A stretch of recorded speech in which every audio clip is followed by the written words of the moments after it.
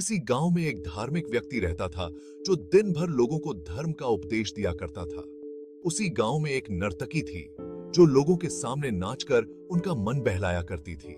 एक दिन गांव में बाढ़ आ गई और दोनों एक साथ ही मर गए। मरने के बाद जब ये दोनों यमलोक पहुंचे तो इनके कर्मों और उनके पीछे छिपी भावनाओं के आधार पर इन्हें स्वर्ग या नरक दिए जाने की बात कही गई। व्यक्ति खुद को स्वर्ग मिलने को लेकर पूरा आश्वस्त था। वहीं नर्तकी अपने मन में ऐसा कुछ भी विचार नहीं कर रही थी।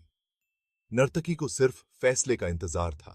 तभी घोषणा हुई कि व्यक्ति को नरक और नर्तकी को स्वर्ग दिया जाता है। इस फैसले को सुनकर व्यक्ति गुस्से से यमराज पर चिल्लाया और क्रोधित होकर पूछा, यह कैसा न्याय है महाराज?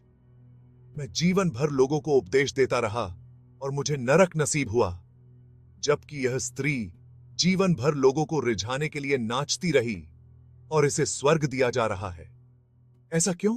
यमराज ने शांत भाव से उत्तर दिया, यह नर्तकी अपना पेट भरने के लिए नाचती थी, लेकिन इसके मन में यही भावना थी कि मैं अपनी कला को ईश्वर के चरणों में समर्पित कर रही हूं, जबकि तुम उपदेश देते हुए भी यह सोचते थे कि काश तुम्हें भी नर्तकी का नाच देखने को मिल जाता।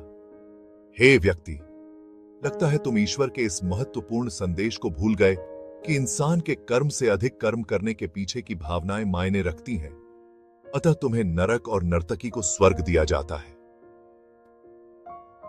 आओ महाकी मित्रों, हम कोई भी काम करें उसे करने के पीछे की नीयत साफ होनी चाहिए, अन्यथा दिखने में भले लगने वाले काम भी हमें पुण्य की जगह पाप का ही भागी बनाते हैं।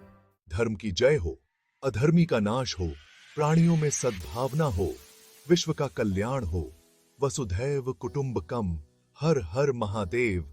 जय महाकाल।